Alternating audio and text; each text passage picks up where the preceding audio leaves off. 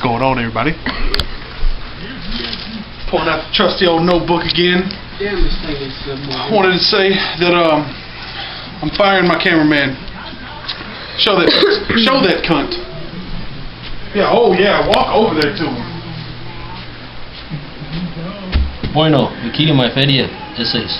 Douchebag. What's up, a little boy here? What's up, dude? Get running out of it. Yeah. That's our precious little boy. Okay, now back to what I was saying before the camera traveled off with its legs. I'm about to give y'all my TNA review for the pay-per-view last night. Sorry it's so late, I had a lot of running to do today. Because believe it or not, some of us in the YWC have lives, and we go do stuff. My son laughed at y'all. Start off, Bubba Ray versus Tommy Dreamer, and that little street fight was off the chain. Off the chain. Reminded me of the old ECW days, and I love it. Because I'm an old ECW fan. Good match. Bubba Ray went to the table with the 3D with Devon and Tommy Dreamer, and that shit was sick. The Knockouts tag title match between Angelina Love and I think her name is Winner, I think. Snowflake, whatever the hell her name is. And Rosita and Sarita. It was a good match. Could have been a lot better. But it's a good setup for the beautiful couple splitting up, which I'm sure it's going to happen. Matt Morgan cut a damn good promo. Liked it. Then they had a first blood match with him and Hernandez. The fan who ran in, it was staged. He's an OVW wrestler. He used to be the world champion there, and now he's going to start working for TNA. He was the one who ran in. Good shit by Hernandez hiding his razor after he cut himself. And but the ending was bullshit. I was so pissed off at the end of that match. Like, he gets squirted by blood, by fake blood, and he rubs it in by accident. And the referee says that he's cut open. But if it's rubbed in and there's no cut with streaming blood, like, do y'all really want us to believe that shit, TNA? Like, really? I mean, come on now. The Generation Me promo was garbage. Garbage. Like, I was ready to turn my damn computer off when I seen that shit. But it's a good setup for their split up. Kazarian came in, cut his promo, and said that he does what Charlie Sheen does, and that's winning. That shit was funny, because I don't know if y'all been keeping up with what's going on with Charlie Sheen, but he's been cutting these outrageous fucking interviews and shit, and one of his key things is that he is Charlie Sheen, and he is always winning. That's all he does. Yeah, shit's funny. If y'all ain't seen it, y'all need to go check out them videos on YouTube. Y'all will get a very good kick out of that shit. The Robbie E segment was horrible. I hate Robbie E, by the way. Not really the wrestler, he's a good wrestler, but I hate the persona. I cannot stand the tools that fucking fist pump and shit like that. Shit's garbage. The Ultimate X match was off the chain. Robbie E did a good job in the match when he wasn't getting beat the fuck up. That little Russian leg sweep that he did, where he did it, but he turned with it, was sick. Generation Me showed out in that match. They wrestled like they did when they first got to TNA, and that's what we've been wanting to see. The cutter off the cables when fucking Kazarian hit the fucking RKO looking shit on I think it was Robbie E. That shit was sick. Match was good.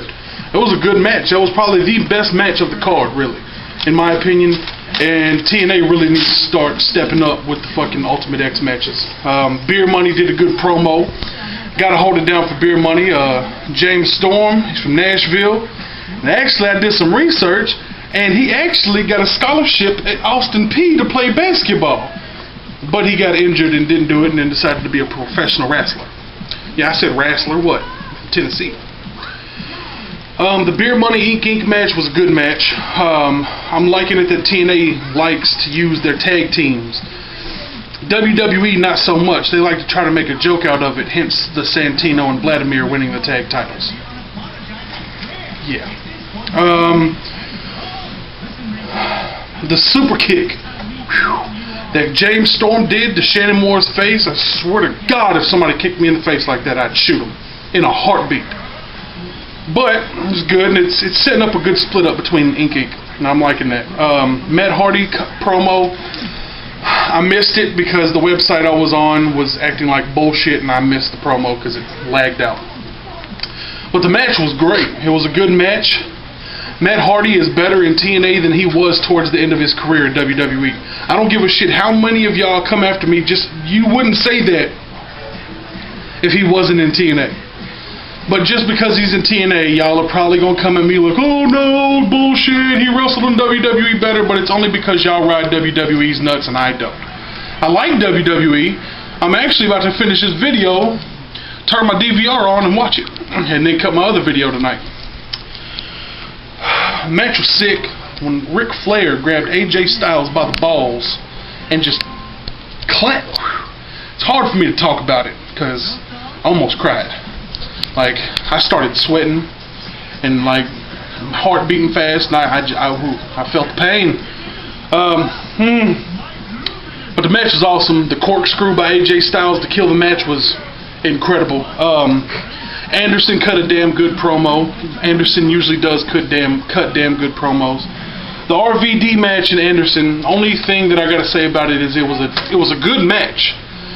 But the main thing that stood out to me was when Anderson botched that leapfrog. The crowd started chanting, "You fucked up, you fucked up." And he looked at the crowd and said, "I meant to do that." That is funny as shit because you don't get that in WWE. Because they cut that shit off. They edit the television and they make it to where you don't hear the crowd saying that shit. TNA kept it on and let Anderson respond to it, and that's great. Now, Sting versus Jeff Hardy. Highly upset. You've got an icon who's been in the business since the 80s. Has been through so much in his life. Turned to Christianity and still deals with the shit that TNA does. Deals with it. Turned down money from WWE to go back to TNA, and you're going to stick him in the ring with a cokehead that fucks up so much in his matches that you only give us an 88-second fucking match. Fire Jeff Hardy. Fire him. He sucks. He's addicted to coke. He literally, in all God's honesty, no storyline, he gave Anderson a concussion because he was fucked up at the time. Anderson could have sued that company for everything they got, but he didn't. It's bullshit, and if Hardy doesn't go to jail, they need to fire him. Either that or keep him on a strict fucking drug test. He's not pulling the people you think he is. If he leaves, your fans are not going to go nowhere. And you might actually keep it running, because I'm pulling for you guys. I don't think you guys are going to die. But the more you let Jeff Hardy get away with this bullshit, you will. There's my TNA review. I give TNA's Victory Road a 7 out of 10 crackers. Remember Raw last week got a 10 out of 10 crackers. Impact got an 8 out of 10 crackers. Victory Road gets a 7 out of 10 crackers. Well guys, I'm about to get off here. Go watch my DVR and watch Raw because I am amped.